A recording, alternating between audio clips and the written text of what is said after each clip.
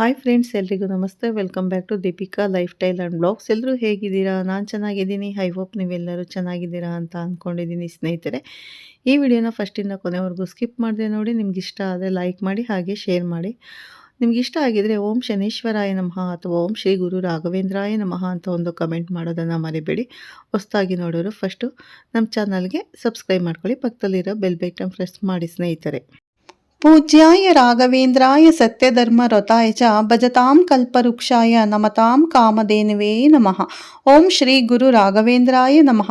ಶ್ರೀ ಗುರುಗಳ ಪಾದದಲ್ಲಿ ನಮಸ್ಕರಿಸುತ್ತಾ ನಾವಿವಾಗ ಈ ವಿಡಿಯೋನ ಸ್ಟಾರ್ಟ್ ಮಾಡೋಣ. ನಾನಿವಾಗ ತಿಳಿಸ್ಕೊಡ್ತಾ ಇದ್ದೀನಿ ತುಲಾರಾಶಿ ಸಂಪೂರ್ಣ ಮಾಹಿತಿಯನ್ನು. ಬನ್ನಿ ನೋಡೋಣ.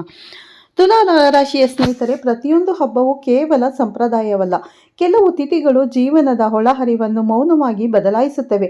2026 ಫೆಬ್ರವರಿ 1ರಂದು ಬರುವ ಅಂದರೆ ಆಲ್ರೆಡಿ ಇದು ಮಾಘ ಹುಣ್ಣಿಮೆ ನಡೆದೋಗಿದೆ. ಫೆಬ್ರವರಿ 1ನೇ ತಾರೀಕು ಮಾಘ ಹುಣ್ಣಿಮೆ. ತುಲಾ ರಾಶಿಗೆ ಅಂತಹದೇ ಒಂದು ನಿರ್ಣಾಯಕ ಕ್ಷಣವಾಗಿ ಬರುತ್ತಿದೆ. ಇದು ಗದ್ದಲ ಮಾಡುವುದಿಲ್ಲ, ಏಕಾಏಕಿ ಎಲ್ಲವನ್ನು ಉಲ್ಟಾ ಮಾಡುವುದಿಲ್ಲ. ಆದರೆ ಈ ಹುಣ್ಣಿಮೆಯ ನಂತರ ಜೀವನ ಹಳೆಯದಾಗಿ ಉಳಿಯುವುದಿಲ್ಲ. ಇಷ್ಟು ದಿನ ನಿಮ್ಮೊಳಗೆ ಸಾಗುತ್ತಿದ್ದ ಗೊಂದಲ ಯಾವಾಗ ಬದಲಾವಣೆ, ನಾನು ಇಲ್ಲಿ ಏಕೆ ಸಿಕ್ಕಿಬಿದ್ದಿದ್ದೇನೆ ಎಂಬ ಪ್ರಶ್ನೆಗಳಿಗೆ ಈ ಮಾಘ ಹುಣ್ಣಿಮೆಯ ಅಂತ್ಯದ ರೇಖೆಯನ್ನು ಎಳೆಯುತ್ತಿದೆ. ಹಿಂದೆ ಮೌನಿ ಅಮಾವಾಸ್ಯೆ ದಿನಾಂಕದಲ್ಲಿ ಹೇಗೆ 18 ಮತ್ತು 19 ಜನವರಿಯ ನಡುವೆ ಗೊಂದಲ ನಿರ್ಮಾಣವಾಯಿತು, ಅದೇ ರೀತಿ ನಮ್ಮ ಜೀವನವು ಅಂದರೆ ನಿಮ್ಮ ಜೀವನ ಇಷ್ಟು ದಿನ ನಿರ್ಧಾರ ಕಾಣದಿದ್ದರೂ ಸ್ಪಷ್ಟವಾಗದ ತಿರುವಿನಲ್ಲಿ ನಿಂತಿತ್ತು. ಆಗ ಈ ಮಂಜು ನಿಧಾನವಾಗಿ ಸರಿಯುತ್ತಿದೆ. ಫೆಬ್ರವರಿ 1ರ ಬೆಳಗ್ಗೆ ಅಂದರೆ 5:52ರಿಂದ ಆರಂಭವಾಗಿ ಫೆಬ್ರವರಿ 2ರ ಬೆಳಗ್ಗೆ 7:38ರವರೆಗೆ ಇದು ಹುಣ್ಣಿಮೆ ನಡೆದಿದೆ. ಈ ಮಾಘ ಹುಣ್ಣಿಮೆಯ ನಂತರ ನಿಮಗೆ ಈ ವಿಡಿಯೋನ ನೋಡ್ತಾ ಇದ್ದೀರಾ. ಈ ಮಾಘ ಹುಣ್ಣಿಮೆಯ ನಂತರ ಯಾವ ಫಲ ಇದೆ, ಶುಭ ಫಲಗಳು ಅಂತ ಸಂಪೂರ್ಣ ಮಾಹಿತಿನ ಕೊಡ್ತಾ ಇದ್ದೀನಿ. ಸನಾತನ ಪರಂಪರೆಯಲ್ಲಿ ಸ್ನಾನ, ದಾನ ಹಾಗೂ ಭಾಗ್ಯ ಜಾಗೃತಿಗೊಳಿಸುವ ಶಕ್ತಿಯ ತಿಥಿಯಾಗಿದೆ. ಸಾಯಂಕಾಲ 5:23ಕ್ಕೆ ನಡೆಯುವ ಚಂದ್ರೋದಯ ತುಲಾರಾಶಿಗೆ ಗಂಭೀರ ಸಂದೇಶವನ್ನು ಕೊಟ್ಟಿದೆ. ಈ ಮಾಘ ಹುಣ್ಣಿಮೆಯಲ್ಲಿ ನಿರ್ಮಾಣವಾಗುತ್ತಿರುವ ರವಿಪುಷ್ಯ ಯೋಗ ಹಾಗೂ ಸರ್ವಾರ್ಥ ಸಿದ್ಧಿ ಯೋಗಗಳು ತುಲಾರಾಶಿಯವರ ಜೀವನದಲ್ಲಿ ನಿಂತಿದ್ದ ಕಾರ್ಯಗಳಿಗೆ ಚಾಲನೆ ಕೊಟ್ಟಿವೆ, ಅಂದರೆ ನೀಡುವ ಶಕ್ತಿಯನ್ನು ಹೊಂದಿದೆ. ಇಷ್ಟು ದಿನ ನಿರ್ಧಾರಕ್ಕೆ ಬಾರದ ವಿಷಯಗಳು ಮತ್ತು ಮುಂದೂಡಲ್ಪಟ್ಟ ಅವಕಾಶಗಳು ಈಗ ಅನಿವಾರ್ಯವಾಗಿ ಮುನ್ನಡೆಯುತ್ತವೆ ಎಂಬ ಸ್ಪಷ್ಟ ಸೂಚನೆ ಇದಾಗಿದೆ. ಮಕರ ರಾಶಿಯಲ್ಲಿ ಸೂರ್ಯ, ಮಂಗಳ, ಬುಧ ಮತ್ತು ಶುಕ್ರಗಳ ಸಂಚಾರಣೆಯಿಂದ ಉಂಟಾಗುವ ಚತುರ್ಗ್ರಹಿ ಯೋಗವು ತುಲಾರಾಶಿಗೆ ಒಳಗಿನ ಚಿಂತನೆ, ಮೌಲ್ಯಗಳು ಮತ್ತು ನಿರ್ಧಾರ ಶೈಲಿಯನ್ನು ಆಳವಾಗಿ ಬದಲಾಯಿಸುವ ಪರಿವರ್ತನೆಯನ್ನು ತರುತ್ತದೆ. ಇದು ಭಯ ಹುಟ್ಟಿಸುವ ಬದಲಾವಣೆಯಲ್ಲ, ನಿಮ್ಮ ನಿಜವಾದ ಶಕ್ತಿಯನ್ನು ಜಾಗೃತಗೊಳಿಸಿ ಹಳೆಯ ಮಿತಿಗಳನ್ನು ಮೀರಿ ಮುಂದುವರಿಯುವ ಧೈರ್ಯ ನೀಡುವ ದೈವಿಕ ಸಂಯೋಗವಾಗಿದೆ. ಮೊದಲ ದೊಡ್ಡ ಘಟನೆ, ನಿರ್ಣಾಯಕ ತಿರುವು. ಮಾಘ ಹುಣ್ಣಿಮೆಯ ನಂತರ ತುಲಾರಾಶಿಯವರ ಜೀವನದಲ್ಲಿ ಸಂಭವಿಸುವ ಮೊದಲ ದೊಡ್ಡ ಘಟನೆ ಮೇಲ್ನೋಟಕ್ಕೆ ಅಚಾನಕ್ ಆಗಿರುವಂತೆ ಕಾಣಬಹುದು, ಆದರೆ ವಾಸ್ತವದಲ್ಲಿ ಅದು ಬಹುಕಾಲದಿಂದ ರೂಪುಗೊಳ್ಳುತ್ತಿದ್ದ ನಿರ್ಣಾಯಕ ತಿರುವಾಗಿರುತ್ತದೆ. ಇಷ್ಟು ದಿನ ನಿಮ್ಮೊಳಗೆ ಮೌನವಾಗಿ ಎಚ್ಚರಿಕೆ ನೀಡುತ್ತಿದ್ದ ಸೂಚನೆಗಳು ಎಲ್ಲರ ಜೊತೆಗೆ ಸಮತೋಲನ ಉಳಿಸಿಕೊಳ್ಳಬೇಕು ಎಂಬ ಕಾರಣಕ್ಕೆ ನೀವು ಅರಿತರು ಮುಂದೂಡುತ್ತಾ ಇದ್ದೀರಿ. ಆದರೆ ಈಗ ಇನ್ನು ಸ್ವಲ್ಪ ಸಮಯ ಅಥವಾ ನಂತರ ನೋಡೋಣ ಎಂಬ ಮನಸ್ಥಿತಿ ಕೆಲಸ ಮಾಡುವುದಿಲ್ಲ. ಜೀವನವೇ ನಿಮ್ಮ ಮುಂದೆ ಸ್ಪಷ್ಟ ನಿರ್ಧಾರವನ್ನು ಇಟ್ಟುಕೊಳ್ಳುತ್ತದೆ. ಅದು ಉದ್ಯೋಗಕ್ಕೆ ಸಂಬಂಧಿಸಿದ ತೀರ್ಮಾನವಾಗಿರಬಹುದು, ಅತಿ ಸಮೀಪದ ಸಂಬಂಧದಲ್ಲಿ ಸ್ಪಷ್ಟತೆ ತರಬೇಕಾದ ಕ್ಷಣವಾಗಿರಬಹುದು, ಅಥವಾ ನಿಮ್ಮ ಆತ್ಮಗೌರವ ಮತ್ತು ಸ್ವಾಭಿಮಾನಕ್ಕೆ ಸಂಬಂಧಿಸಿದ ಮಹತ್ವದ ಆಯ್ಕೆಯಾಗಿರಬಹುದು. ಆರಂಭದಲ್ಲಿ ಈ ಬದಲಾವಣೆ ನಿಮಗೆ ಅಸಹಜತೆ, ಗೊಂದಲ ಅಥವಾ ನಿಯಂತ್ರಣ ತಪ್ಪಿದ ಅನುಭವಗಳನ್ನು ಕೊಡಬಹುದು. ಆದರೆ ಶೀಘ್ರದಲ್ಲೇ ನೀವು ಅರಿಯುತ್ತೀರಿ, ಈ ಘಟನೆ ನಿಮ್ಮನ್ನು ಕುಗ್ಗಿಸಲು ಅಲ್ಲ, ಇಷ್ಟು ದಿನ ಒಳಗೆ ನಿದ್ರಿಸಿದ ಧೈರ್ಯವನ್ನು ಎಚ್ಚರಿಸಿ ನಿಮ್ಮ ನಿಜವಾದ ಶಕ್ತಿಯೊಂದಿಗೆ ಜೀವನವನ್ನು ಎದುರಿಸಲು ಸಿದ್ಧಗೊಳಿಸಲು ಬಂದಿದೆ. 2 ಮಾಘ ಹುಣ್ಣಿಮೆಯ ನಂತರ ಸಂಭವಿಸುವ ಎರಡನೇ ದೊಡ್ಡ ಘಟನೆ ತುಲಾರಾಶಿಯವರ ಜೀವನದಲ್ಲಿ ಭಾವನಾತ್ಮಕವಾಗಿ ಅತ್ಯಂತ ಆಳವಾದ ಪರಿಣಾಮ ಬೀರುವುದಾಗಿದೆ. ಈ ಸಮಯದಲ್ಲಿ ಚಂದ್ರ ಮತ್ತು ಗುರುಗಳ ಪ್ರಭಾವ ನಿಮ್ಮೊಳಗೆ ಸತ್ಯವನ್ನು ಕಾಣುವ ಸೂಕ್ಷ್ಮ ದೃಷ್ಟಿಯನ್ನು ಜಾಗೃತಗೊಳಿಸುತ್ತಿದೆ. ಇಷ್ಟು ದಿನ ನಿಮ್ಮಿಂದ ಮರೆಮಾಚಲ್ಪಟ್ಟಿದ್ದ ಅಥವಾ ನೀವು ಅರಿತಿದ್ದರೂ ಮನಸ್ಸಿನೊಳಗೆ ಒಪ್ಪಿಕೊಳ್ಳಲು ಹಿಂಜರಿತಿದ್ದ ಸತ್ಯಗಳು ಈಗ ನಿಧಾನವಾಗಿ ಮೇಲ್ಗೈ ಬರುತ್ತವೆ. ಈ ಸತ್ಯ ಯಾವುದೋ ಒಬ್ಬ ವ್ಯಕ್ತಿಯ ನಿಜವಾದ ಉದ್ದೇಶವಾಗಿರಬಹುದು, ನೀವು ನಂಬಿಕೊಂಡಿದ್ದ ಸಂಬಂಧದ ಒಳಗಿನ ಅಸಮತೋಲನವಾಗಿರಬಹುದು, ಅಥವಾ ನಿಮ್ಮ ವೃತ್ತಿ ಜೀವನದಲ್ಲಿ ನೀವು ತಪ್ಪಿಸಿಕೊಂಡಿದ್ದ ವಾಸ್ತವವಾಗಿರಬಹುದು. ಸ್ನೇಹಿತರೆ, ಮೊದಲಿಗೆ ಈ ಹರಿವು ನಿಮ್ಮ ಮನಸ್ಸಿಗೆ ಭಾರವನ್ನುಂಟು ಮಾಡಬಹುದು, ಗೊಂದಲ ಅಥವಾ ನೋವಿನ ಭಾವನೆ ಮೂಡಿಸಬಹುದು. ಆದರೆ ಸಮಯ ಕಳೆದಂತೆ ನೀವು ತಿಳಿದುಕೊಳ್ಳುವಿರಿ ಸ್ನೇಹಿತರೆ, ಈ ಸತ್ಯ ನಿಮ್ಮನ್ನು ದುರ್ಬಲಗೊಳಿಸಲು ಅಲ್ಲ, ಇಷ್ಟು ದಿನ ಮೌನವಾಗಿ ಕುಗ್ಗಿಸಿಕೊಂಡಿದ್ದ ನಿಮ್ಮ ಆತ್ಮಗೌರವವನ್ನು ಎಚ್ಚರಿಸಿ ಯಾವುದು ನಿಮ್ಮ ಜೀವನದಲ್ಲಿ ಉಳಿಯಬೇಕು ಮತ್ತು ಯಾವುದು ಬಿಡಬೇಕು ಎಂದು ಸ್ಪಷ್ಟತೆಯನ್ನು ನೀಡಲು ಬಂದಿದೆ. ಮೂರನೇ ದೊಡ್ಡ ಘಟನೆ ತುಲಾ ರಾಶಿಯವರ ಜೀವನದಲ್ಲಿ ಭಾಗ್ಯ ಸಂಪೂರ್ಣವಾಗಿ ಸಕ್ರಿಯವಾಗಿರುತ್ತಿರುವುದರ ಜೊತೆಗೆ ಅತ್ಯಂತ ಸ್ಪಷ್ಟ ಸೂಚನೆಯಾಗಿ ಕಾಣಿಸಿಕೊಳ್ಳುತ್ತದೆ.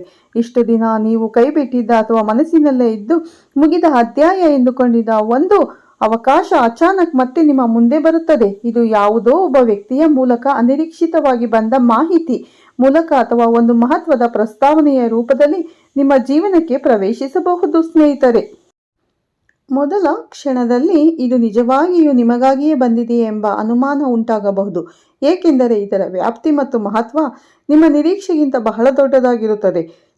ಆದರೆ ಕಾಲಕ್ರಮೇಣ ನೀವು ಅರಿಯುವಿರಿ, ಈ ಅವಕಾಶ ಯಾವುದೇ ಅಚ್ಚರಿಯಲ್ಲ. ಇದು ನೀವು ಕಳೆದ ಸಮಯದಲ್ಲಿ ಹಾಕಿದ ಶ್ರಮ, ತೋರಿಸಿದ ಸಹನೆ ಮತ್ತು ಮಾಡಿದ ತ್ಯಾಗಗಳು ಅಂತ ನಿಮಗೆ ಗೊತ್ತಾಗುತ್ತೆ ಸ್ನೇಹಿತರೆ. ಆ ತ್ಯಾಗಗಳ ಪ್ರತಿಫಲವಾಗಿ ಈ ಅವಕಾಶದ ಪರಿಣಾಮ ಕೇವಲ ಒಂದೇ ಕ್ಷೇತ್ರಕ್ಕೆ ಸೀಮಿತವಾಗುವುದಿಲ್ಲ. ಇದು ನಿಮ್ಮ ಹಣಕಾಸಿನ ಸ್ಥಿತಿ, ನಿಮ್ಮ ಆತ್ಮವಿಶ್ವಾಸ ಮತ್ತು ಸಮಾಜದಲ್ಲಿ ನಿಮ್ಮ ಸ್ಥಾನಮಾನವನ್ನು ಸ್ಪಷ್ಟವಾಗಿ ಬಲಪಡಿಸುವ ಶಕ್ತಿಯನ್ನು ಹೊಂದಿರುತ್ತದೆ. ನಾಲ್ಕನೇ ಘಟನೆ ಮಾಘ ಹುಣ್ಣಿಮೆಯ ನಂತರ ಫೆಬ್ರವರಿ ಸಂಪೂರ್ಣ ತಿಂಗಳು ತುಲಾ ರಾಶಿಯವರ ಆರೋಗ್ಯದ ದೃಷ್ಟಿಯಿಂದ ಸ್ವಲ್ಪ ದುರ್ಬಲವಾಗಿರುವ ಸಾಧ್ಯತೆ ಕಾಣಿಸುತ್ತಿದೆ. ಶನಿ ಪೂರ್ಣ ತಿಂಗಳು 6ನೇ ಭಾವದಲ್ಲಿ ಇರುವುದರಿಂದ ಮೊದಲಿನ ಕೆಲವು ಆರೋಗ್ಯ ಸಮಸ್ಯೆಗಳು ಉಂಟಾಗಬಹುದು. ಆದರೆ ಅದೇ ಶನಿ ಅವುಗಳನ್ನು ಎದುರಿಸುವ ಶಕ್ತಿ ಮತ್ತು ಪರಿಹಾರವನ್ನು ನೀಡುತ್ತದೆ. ಆದರೆ ನೀವು ಶಿಸ್ತುಬದ್ಧ ಜೀವನ ಶೈಲಿಯನ್ನು ಪಾಲಿಸದೆ ಆರೋಗ್ಯದ ಬಗ್ಗೆ ನಿರ್ಲಕ್ಷ್ಯ ತೋರಿಸಿದರೆ ಇದೇ ಶನಿ ಗಂಭೀರ ಸಮಸ್ಯೆಗಳಿಗೆ ಕಾರಣವಾಗುವ ಸಾಧ್ಯತೆ ಇದೆ. ಪಂಚಮ ಭಾವದಲ್ಲಿರುವ ರಾಹು ಆಹಾರದಲ್ಲಿ ಸಮತೋಲನವನ್ನು ತರುತ್ತಿದ್ದು, ಸರಿಯಾದ ಆಹಾರಕ್ಕಿಂತ ಅನಗತ್ಯ ಆಹಾರಗಳತ್ತ ಗಮನ ಹೆಚ್ಚಾಗುತ್ತದೆ. ಇದರ ಪರಿಣಾಮವಾಗಿ ಜೀರ್ಣಾಂಗ ಮತ್ತು ಹೊಟ್ಟೆಗೆ ಸಂಬಂಧಿಸಿದ ಸಮಸ್ಯೆಗಳು, ಅಪಚನ ಮತ್ತು ಅಸಿಡಿಟಿ ಮುಂತಾದ ತೊಂದರೆಗಳು ಈ ತಿಂಗಳು ಕಾಣಬಹುದು. ಆದ್ದರಿಂದ ಆರೋಗ್ಯದ ಬಗ್ಗೆ ಎಚ್ಚರಿಕೆ ಎಂದಿದ್ದು, ವಿಶೇಷವಾಗಿ ಹೊಟ್ಟೆ ಮತ್ತು ಆಮಾಶಯದ ಮೇಲೆ ಹೆಚ್ಚು ಗಮನ ಹರಿಸುವುದು ಅಗತ್ಯ.